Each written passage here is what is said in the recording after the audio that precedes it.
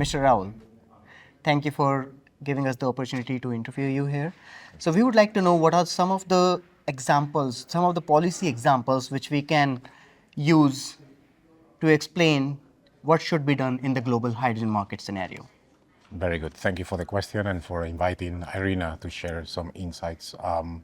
As we know it from today's conference, the green hydrogen industry is still in its infancy, and so it remains uncompetitive with other fossil fuels. But as with many emerging industries, targeted industrial policies are essential to scale development and deployment. So, policies can take different forms. We can think about regulatory interventions that shift industrial practices away from fossil fuels. We can also think of disincentives for fossil fuel-based hydrogen, making it less attractive for investors. But also we can think about direct support for green hydrogen, helping to de-risk projects and attract private capital. I think there's quite a few lessons from this sector and from the energy sector, and I think support schemes that are targeted to enable renewable energy electricity to power hydrogen, feed-in tariffs, auctions, contracts for difference. Those are the different policy instruments that are relevant in this space. Now, there is always a need for a structure. So oftentimes the focus is on specific instruments, but you need to also have an important context, and that's where the national hydrogen strategies come into play. And this is a space where IRENA has developed guidelines for developing national hydrogen strategies, which are, is a blueprint, but it needs to be contextualized to the country. And then one important aspect of those strategies is, okay, what are your priorities? Because the priorities can vary also by countries, but not just in terms of the geography, but also in terms of where do you want to put more focus on. Oftentimes the focus is on the financial aspects or enabling the infrastructure and innovation to come in. But we like to think about industrial decarbonization or green industrialization because there are other elements that come with it, including environmental, social, and governance aspects. So understanding what are the priorities for a country, for example, in terms of job creation, in terms of entrepreneurship, or even in terms of valuing not just carbon, pricing carbon, but also valuing other natural resources, water as an example, which is significantly important for hydrogen. These are some of the examples of priorities that countries need to think about. All right. Thank you.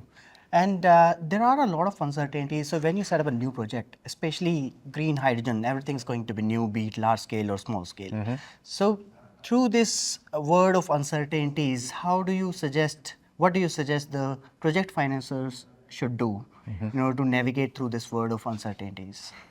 Very good. I think there is a need to sort of like unpack the financing conversation, right? Because oftentimes when we thinking about removing uncertainty, we think about risks. And then when we think about risk mitigation instruments, we oftentimes think about financial instruments, right? And those tools are important, right? Because financiers, developers might be requested, guarantees, subsidies, and other instruments such as tax credits, right? Now, there is an aspect of it that is not purely financial, because there are other risks that drive that uncertainty. And they have to do with lack of clarity around the regulatory framework.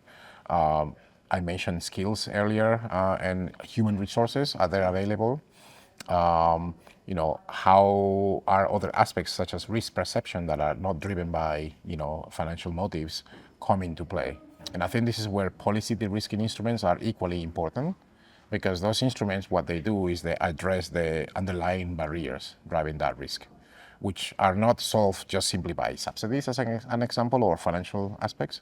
Because financial de-risking instruments, what they do is shift the risk. It's a risk that you don't really remove, but you just shift it, So when you consider insurance, all you're doing is trying to transfer that risk to somebody else that you're paying the premium to.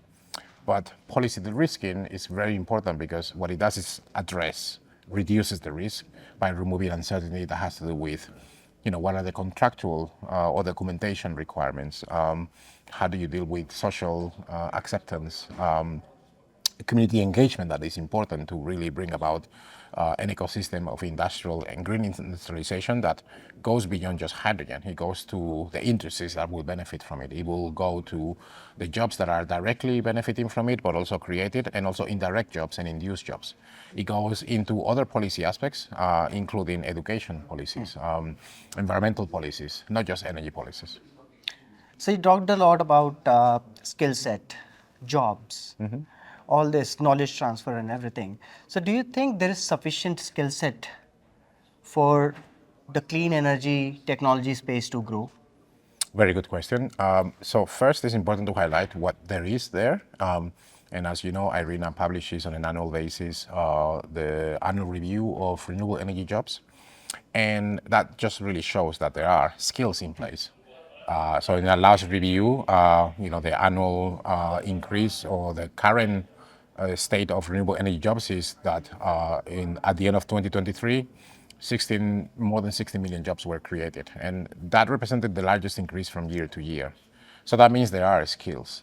Now, when we think about the volume of investment that is required, the renewable energy capacity, and we add that to the need for investment in green hydrogen, we also see that for the expected investment, so we are talking about $0.9 trillion that are needed to be invested in green hydrogen across the value chain to 2030. That's based on IRENA World Energy Transition Outlooks scenarios by 2030. If you take that to 2050, you are talking about $4.4 trillion. Now, when you translate that in capacity, that means more or less 10.4 terawatts of renewable energy capacity, which if you think about the amount of manpower, rather human power that is required for this, then that's when you see that there is still a significant gap in terms of jobs to be created.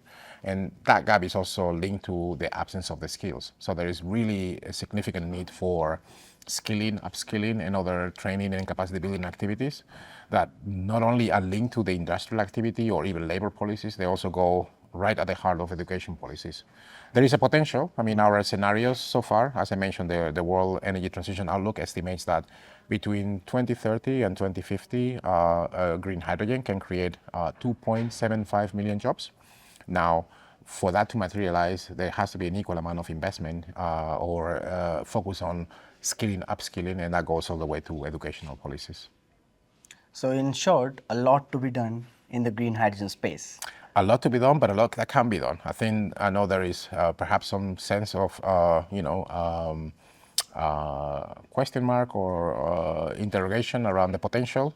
As we have learned in the conversations in this conference, there's an issue of volume, demand, but there's a significant potential. And I think this is where we need to keep the hope. Thank you for speaking to us, Mr. Raúl. Thank you.